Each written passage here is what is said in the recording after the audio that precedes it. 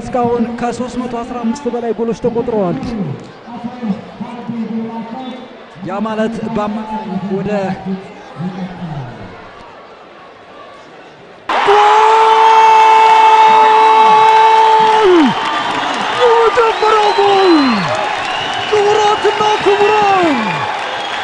የመጀመሪያው 45 የጨዋታ ክፍለ ጊዜ ከመጠናቀቁ በፊት 6 ደቂቃዎች ተጨማሪ ከመጨመራቸው በፊት ሮሃ ማርኬቶች 2-0 ከመመራታቸው በኋላ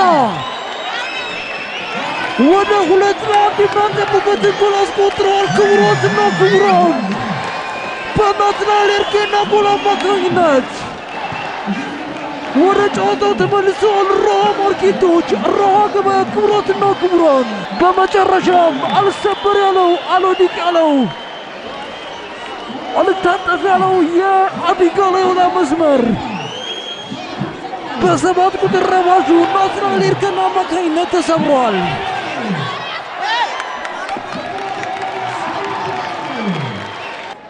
አዲጋላዎች በመጀመሪያዎቹ ግማሽ ሰዓት 30 ደቂቃ 2-0 በሆነ ውጤት እየመሩ ቢሆንም ነገር ግን የመጀመሪያው 45 ሲጠናቀቅ የሽርፍራፍ ሰከንዶች ብቻ ሲቀሩት ሮሃ ማርኬቶ አደጋ ክልሉ ላይ እንደገና ኳስ ሮሃ ማርኬቶች አደጋ ክልሉ ላይ ምን ላደርገው ይችላል? እንደምንም ሞቱበት።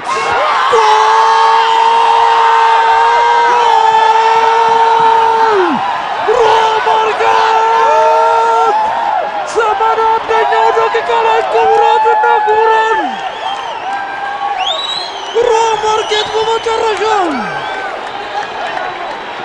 ለራሱ ሁለተኛው ጎል ለክለቡ ደግሞ 3ኛው ጎል ናትናኤል ኤርጌና ገብረመድህን ክቡራትና ክቡራን ከ2-0 ተማሪነት ወደ 3-2 መሪነት እያንዳንዱን ጨዋታ ከምድብ ጨዋታ ጀምሮ በመሪነት በጥሎ ማለፍ ሩብ ፍጻሜ እንዲሁም በግማሽ ፍጻሜ ሁሉንም እየዘረረ በመጨረሻም በፍጻሜው ጨዋታ 2-0 ከተመራ በኋላ ወደ 3-2 መሪነት የተሸጋገረው ይህ የሮሃ ማርኬት ሮሃ ገበያ ታሪክ ነው። 2016 ላይ በድሬዳዋ ሁለተኛ ዲቪዚዮን የተሳተፈው ክለብ ከ1 ዓመት ቆይታው በኋላ ወደ ድሬዳዋ ከፍተኛ ዲቪዚዮን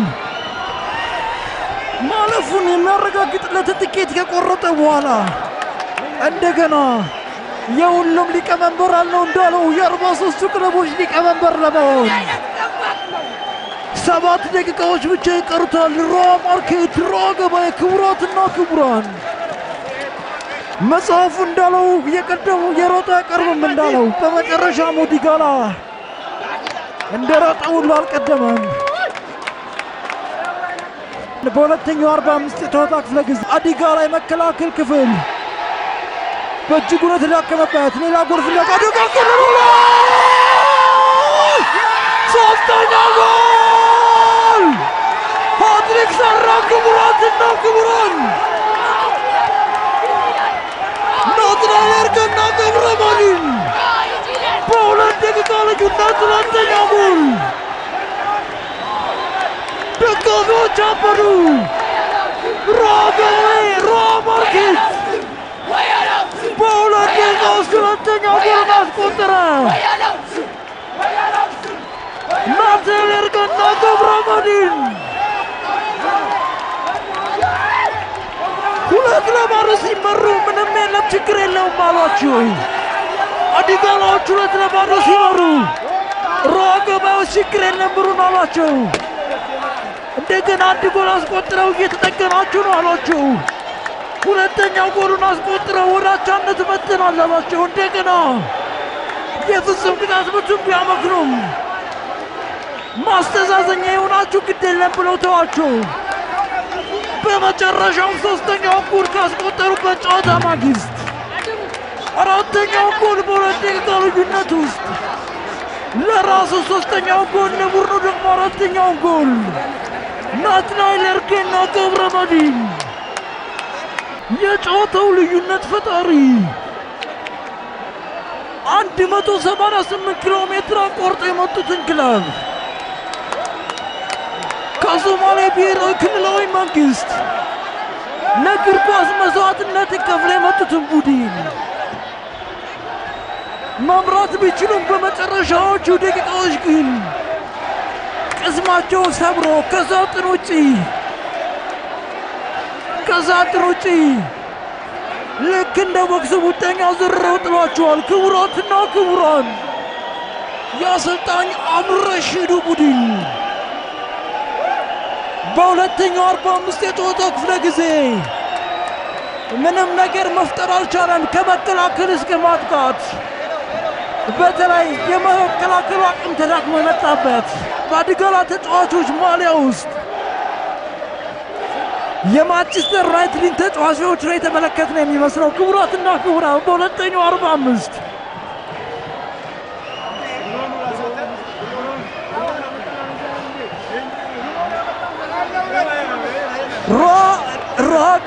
ሮሃ ማርኬት ድላቸውን ሊያጣጥሙ ክቡራትና ክቡራን ከተጨማሪ ደቂቃዎች ውጪ 4 ደቂቃዎች ብቻ ይቀራሉ። ማንቸስተር እንደወረደ የሁለተኛው 45 የኦዲጋላ ክፍል ሆኗል። ክቡራትና ክቡራን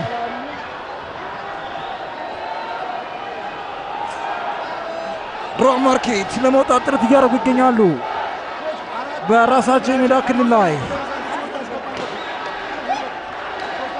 አዲጋላዎች በሮሃ ማርኬት የሜዳ ክልል ላይ ጥሩ ኳስ አሻገረ። ነገር ግን መልሶ አዲጋላ እግር ስር ኳስ ትገኛለች። በረጅሙ አሻማ እሱ አሻማ ኳስ ዮናስ በረጅሙ መታ።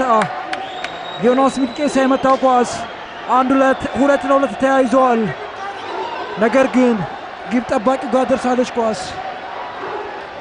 መሐመድ አብዱልሮብሌ በረጅሙ የመታው ኳስ በሮሃ ማርኬት የሜዳ ክልል ላይ ኳስ ወደ ውጭ ያወጣ 22 ቁጥር ረባሹ ሰይፈህ በቀለ ሙሜቻ በመልስ ሮር አስጀምረዋል። 188 ኪሎ ሜትር አቋርጠው የመጡት አዲጋላዎች በመጨረሻም ቅስማቸው ተሰብረዋል። እንደምን ኳስ መለሰ። ጥፋት ተሰርቶ ነበር። ነገር ግን ለሮሃ ማርኬት ጥፋት ሰጥቷል። ቢጫ ካርድ ለካፕቴናቸው 4 ቁጥር ረባሹ አደጋ ክልሉ ላይ እንደምንም ብሎ ኳስ አውጥተዋል። አዲጋላዎች 4 ቁጥር ረባሹ ካፕቴናቸው ኡስማን አህመድ ሰይድ ቢጫ ካርድ ተመልክተዋል። ክቡራትና ክቡራን የተጫዋች ቅያሬ በሮሃ ማርኬት በኩል ሃትሪክ የሰራው የጨዋታው ልዩነት ፈጣሪ ናትናኤል ኤርጌና ገብረመድህን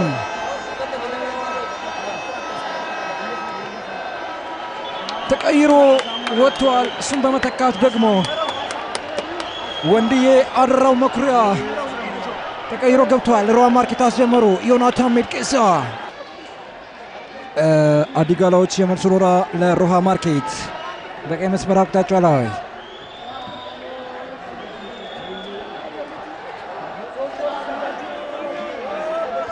ክቡራትና ክቡራን መደበኛ ጨዋታ ክፍል ተጠናቆ 5 ደቂቃዎች ተጨምረው እንደገና ደግሞ 2 ደቂቃዎች ብቻ ይቀራሉ። አስጀምረዋል። ተቀይሮ የገባው ረፋድ መሐመድ የቀድሞ የአዲጋላ ተጫዋች ረፋድ መሐመድ የቀድሞ ቡድኑ በተቃራኒ ሆኖ እየገጠመ ይገኛል። ተቀይሮ ገብቶ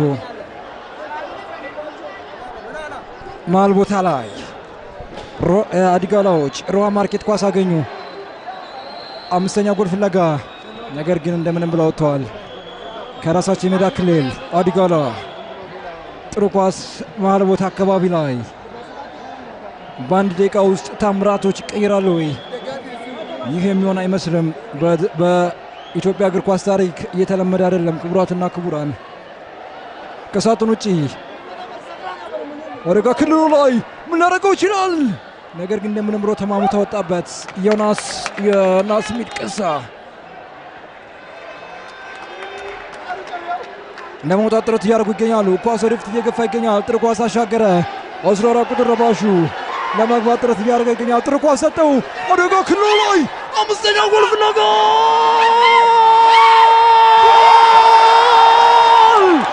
ተዋውጠው ጨረሱት። 95-0 ላይ 95-0 ላይ ክቡራትና ክቡራን ተቀይሮ ገባ ወንድ ያረጋል። ወንድ ያደራው መኩሪያ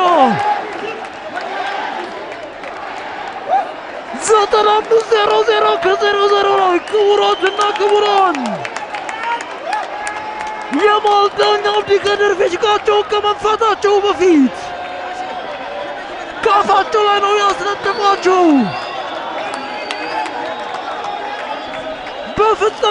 በፍጻሜ ጨዋታው ከግማሽ ደርዘን ጎል በላይ ተቆጥሯል። ኦዲጋላ 2 ጎሎች ሲያስቆጥሩ ሮሃ ማርኬት ሮሃ ገበያ ደግሞ 5 ጎሎችን ማስቆጠር ችለዋል። በፍጻሜ ጨዋታ ያልታየ ካምባክ። ይህ ለኢትዮጵያውያን አዲስ ነው። ይህ ለኢትዮጵያውያን ታሪክ ነው። ይህ ለሀገሪቱ እግር ኳስ ታሪክ አዲስ ነው። ጨዋታው ተጠናቀቀ። ክቡራትና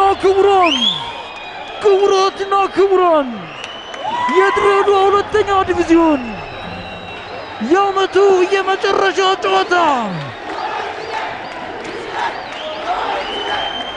አሰልጣኝ ምስጋና አሰፋ ባሳለፍነው ውድድር ዓመት 2016 ላይ የተመሰረተው ክለብ በትከሻቸው ላይ አንጠልጥለው በመጨረሻም ወደ ድሬዳዋ ከፍተኛ ዲቪዚዮን ካሸጋገረች በኋላ የ43ቱ ክለቦች ሊቀመንበር የ42ቱ ክለቦች መሪ አሰልጣኝ ምስጋና አሰፋና ሮሃ ማርኬት ሮሃ ገበያ ሆነዋል። በክቡር ትሪቡኑ ላይ በሚዘጋጀው ታላላቅ እንግዶች በተገኙበት በጎፈሬ አማካይነት የተዘጋጀውን ዋንጫ በመጨረሻም ከፍ የሚያደርገው 150ኛ ጨዋታው ላይ ድል ያደረገው ከ315 በላይ ጎሎች በተቆጠሩበት ውድድር ከሁለት ወራት በላይ በፈጀው ጨዋታ ሮሃ ማርኬት በበርካታ ከዋክብቶች በበርካታ ባለተስፈኞች የተሞላው ክለብ በመጨረሻም ከደጋፊዎቹ ላይ ምስሉ ላይ እንደምትመለከቱት በመጀመሪያዎቹ ግማሽ ሰዓት 30 ደቂቃዎች አንገታቸውን አቀርቅረው በነበሩ ደጋፊዎች ላይ በመጨረሻዎቹ ደቂቃዎች በተቆጠሩ 3 ጎሎች 5 ጎሎችን አስቆጥረው 5-2 በሆነ ውጤት አዲጋላን በማሸነፍ ክቡር ትሪቡኑ ላይ የሚቆመው ክለብ ሮሃ ማርኬት ሮሃ ገበያ ሆኗል። ክቡራትና ክቡራን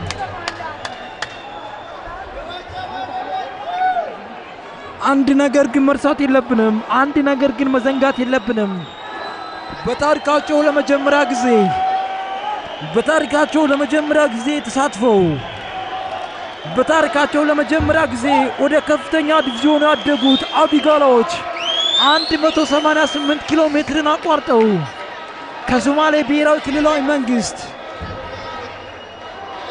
ወደ ድሬዳዋ ዓለም አቀፍ ስቴዲየም የደረሱት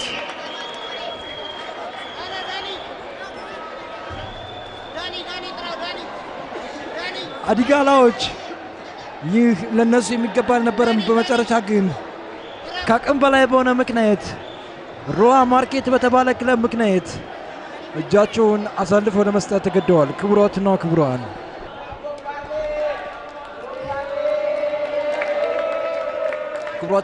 ተመልካቾቻችን ይህ ድሬዳዋ ቴሌቪዥን ነው የተከታተላችሁ የምትገኙት። የ2017 የድሬዳዋ ሁለተኛ ዲቪዚዮን ሻምፒዮን ሮሃ ማርኬት ሆኗል። እንግዲህ አዲጋላን ከመመራት ተነስቶ 2-0 ከመመራት ተነስቶ 5-2 በሆነ ውጤት በማሸነፍ ነው እንግዲህ የ2017 የሁለተኛ ዲቪዚዮን ሻምፒዮን ነው። ከዚህ ጋር በተገናኘ እንግዲህ አሰልጣኝ ምስጋና አሰፋ የሮሃ ማርኬት አሰልጣኝ እዚህ አገባችን ትገኛለች። በቅድሚያ እንኳን ደስ አለሽ ማለት እፈልጋለሁ። አመሰግናለሁ። እንኳን አብሮ ደስ ያለን። እሺ እንደው የውድድሩ አመቱ እንዴት ነበር? ለስኬት የበቃችሁበትስ መንገድ ምን ነበር?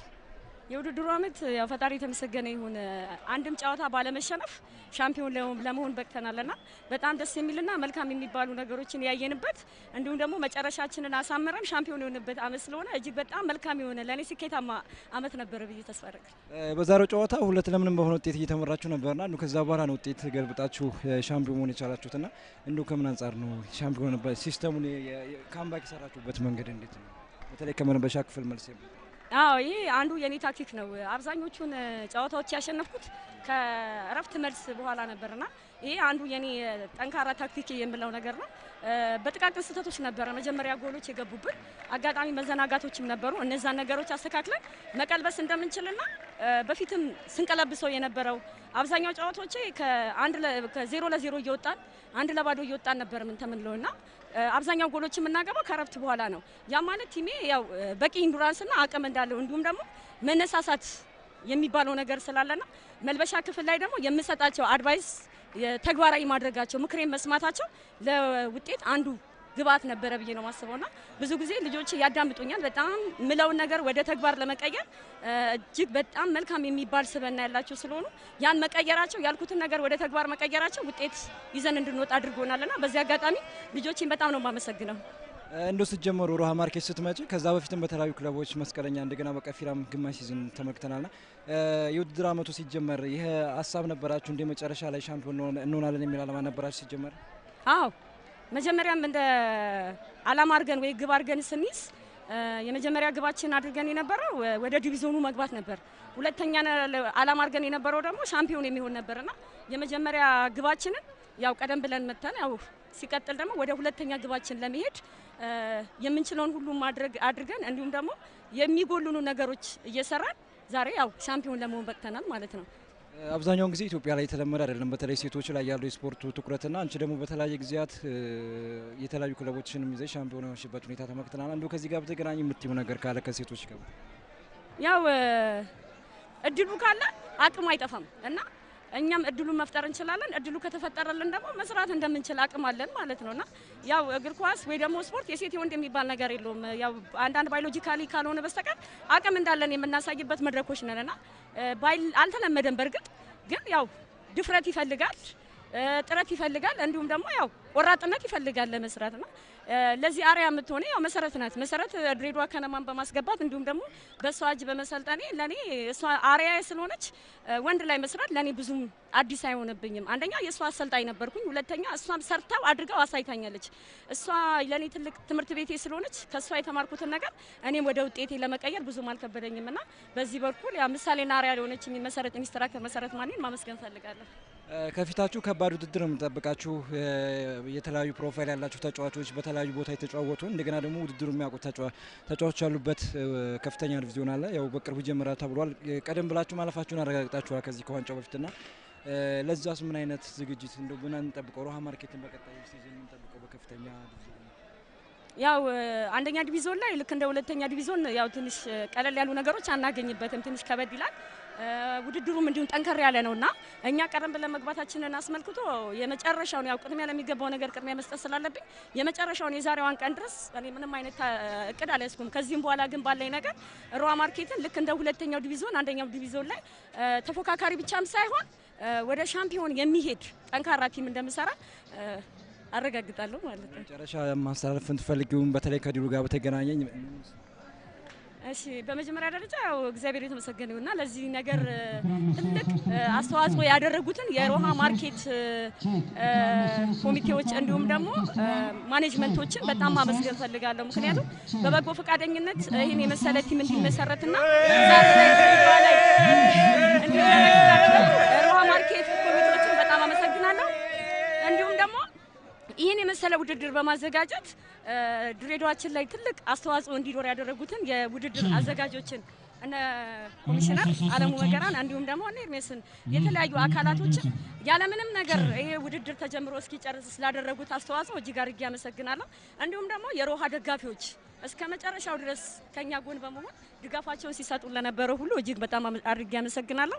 እንዲሁም የኔ የመስቀለኛ ደጋፊዎችን እንዲሁም በግልም በቡድንም ሲደግፉኝ የነበሩትን አብዛኞቹን እጅግ አድርጌ ላመሰግን ፈልጋለሁ። እንዲሁም ሚዲያዎች የዕለት ተዕለት ስራችሁን በመስራት ስፖርቱን ከቀን በቀን የተሻለ እንዲሆን ለህዝብ ተደራሽ እንዲሆን በማድረጋችሁ በእንደዚህ አይነት ቦታ ላይ ፀሐይ ዝናብ ሳትሉ እያደረጋችሁ ላለው ነገር እንደዚህ ሚዲያ ብዙሃን መገናኛዎችን በእጅግ አድርጌ ላመሰግን ፈልጋለሁ። ክቡራትና ክቡራን ይህ የድሬዳዋ ሁለተኛ ዲቪዚዮን የፍጻሜ ጨዋታ ላይ ነው የምንገኘው። ሮሃ ማርኬት መጨረሻም የፍጻሜው የዋንጫው ባለቤት ሆኗል። እንግዲህ በክቡር ትሪቡን ላይ ጀርባችን ላይ በሚገኘው ክቡር ትሪቡን የሚቆመው ክለብ ሮሃ ማርኬት ሆኗል። በቀጣይ ደግሞ ሃትሪክ ከሰራው ተጫዋች ጋር ከናትናኤል ጋር ቆይታ እናደርጋለን። እንግዲህ አሁንም በድጋሚ አብራችሁ እንድትቆዩ እናመሰግናለን። በቅድሚያ እንኳን ደስ አለህ ማለት ፈልጋለሁ። እንኳን አብሮ ደስ አለ። እንግዲህ ዛሬ በተለይ 2-0 የተመራችሁ ነበርና ከውጤቱም በካምባክ 5 ጎሎችን አስቆጠራችሁ ነው ያሸነፋችሁት። አንዴ ጨዋታው ከባድ ነበር። ያው ብዙ በርትተን ስለሰራን ያው የመለወጥ ፍላጎት ነበረን፣ አቅሙ ነበረን። ያን አቅም ደግሞ ሜዳ ላይ አሳይተን ወጥተናል። ፍላጎቱም ነበረን፣ የመጫወት ፍላጎቱ አቅሙም ነበረን። ያን አቅም ደግሞ ሜዳ ላይ አሳይተን ለውጤት በቅተናል እና እንግዲህ እንደ ድሬዳዋ በተለይ ሮሃ ማርኬት 2016 ላይ የተመሰረተውና ከዛ በኋላ የነበሩ ለውጦች ከቡድኑ ጋር ከነበርክ እንደው እንዴት ነበር ሮሃ ማርኬት አመጣጡ ወደ ስኬት የመጣው? እኔ ከሌላ ሀገር ነው የመጣሁት። ሮሃ በጣም ለፍቷል። ይሄን ቲም ለማቋቋም ከ7 ወር በላይ ለፍቷል እና የለፈውን ደግሞ ፍሬውን አግኝቷል ብዬ አምናለሁ። በጣም ብዙ በጀትን ፈሰስ አድርጓል። ብዙ ልጆችም ከሌላ ሀገር አስመጥቶ ይህን ዋንጫ ለማንሳት ወደ አንደኛ ዲቪዚዮን ለማደግ ትልቅ ጥረት ነው ያደረገው እና ያን ጥረት ደግሞ ፈጣሪ ማሳክቶለታል ብዬ አምናለሁ። ለዚህ ክብር የደረሰው በልፋቱ ነው በጥረቱ ነው ብዬ አምናለሁ። የመጀመሪያው 45 ከመጠናቀቁ አንድ ደቂቃ አስቀድሞ ነው ጎል አስቆጠራችሁ ወደ መልበሻ ክፍል ያመራችሁትና መልበሻ ክፍል ላይ የነበረው ውጤቱን ለመገልበጥ የነበረው ተነሳሽነት ምን ይመስል ነው? የተነጋገራችሁት ነገር ካለስ? መልበሻ ክላስ ውስጥ መጀመሪያም ያው ጎሎቹ የተቆጠሩበት ስህተት ነበረ። ያው እግር ኳስ ስህተት የተሞላበት ነው እና ያን ስህተት ተጠቅመው እነሱም ጎል አስቆጥረው ነበረ እና መልበሻ ክላስ ደግሞ የኮቿ ሞራል እርስ በርስ አለው ባይነትና መደጋገፍ ስለነበረ ነው ከረፍት በኋላ ቀልብሰን መውጣት የቻልነው እና በጣም ትልቅ ሞራል ነበረ። ያ ነው ለዚያ በቃም ብዬ አምናለሁ። አቅሙም ደግሞ ነበረ። ትልቅ አቅም አለን። ብዙ ልጆች ውስጥ በቃ እኔ እንጃ ከምለው በላይ የኛ ቲም በጣም ይገባዋል። ቲሙ ላይ ያሉ ልጆች ራሱ ትልቅ ደረጃ መድረስ የሚችሉ ናቸው እና ያ ነገር ለዚያ አብቅቶናል ብዬ አምናለሁ። እንዶ 43 ክለቦች ነው በውድድር አመቱ በከፍተኛ ደረጃ ሲሳተፉ የነበረውና ከ43 ክለቦች እንግዲህ አንደኛው ናችሁ ያጠናቀቃችሁና እንደው ምን ተሰማ? እኔ በጣም ነው ደስ ያለኝ። እኔ እንጃ ከምነግርህ በላይ ነው። በጣም ነው ደስ ያለኝ። ዋንጫ ማንሳት የትኛውም ቲም የሚፈልገው ነገር ነው እና ይህን ዋንጫ በማሳካቴ እኔ እድለኛ ነኝ ብዬ አስባለሁ። ይህ ስራ ደግሞ የፈጣሪ ነው እና ፈጣሪን ላመሰግን እወዳለሁ። ስራ የምፈልገው መልእክት አመሰግናለሁ። ማስተላለፍ የምፈልገው መልእክት ኮቿን በጣም ማመስገን ፈልጋለሁ። ሮቤል ማመስገን ፈልጋለሁ። ይህን ቲም በብዙ ነገር ሲደግፍ ነበረ። በቃ አለው እያለ በሁሉ ነገር ሲደግፈን ነበረ እና ምክትሉም ኮችንም በጣም ማመስገን ፈልጋለሁ። ጭንቅላት አይደለም፣ በጣም ትልቅ ቦታ መድረስ የሚችል ነው ኮች ያሬድ እና በጣም ሁሉንም ማመስገን ፈልጋለሁ። የቲም አባላቶቼን በሙሉ ማመስገን ፈልጋለሁ። አመሰግናለሁ። ክቡራትና ክቡራን የድሬዳዋ ሁለተኛ ዲቪዚዮን የፍጻሜ ጨዋታ ላይ ነው የተገኘ ነው። ሮሃ ማርኬት መጨረሻም ከመመራት ተነስቶ 5-2 በሆነ ውጤት አሸንፎ የድሬዳዋ ሁለተኛ ዲቪዚዮን ሻምፒዮን መሆኑን አረጋግጧል። ከዚህ ጋር በተገናኘ እንግዲህ ከሃትሪክ ከሰራው ተጫዋችና እንዲሁም ደግሞ ከዋና አሰልጣኝ ምስጋና ሰፋ የነበረ ቆይታ ይህንን ነበር። በቀጣይ ደግሞ ቀሪ የአፋን ኦሮሞና ደግሞ ሶማሌ ቋንቋ ባልደረቦቻችን ከእናንተ ጋር ቆይታ የሚያደርጉ ነው የሚሆነው። ለሮሃ ማርኬት ደጋፊዎች እንዲሁም ደግሞ ማህበረሰቦች በሙሉ በድጋሚ እንኳን ደስ አላችሁ ማለት እፈልጋለሁ።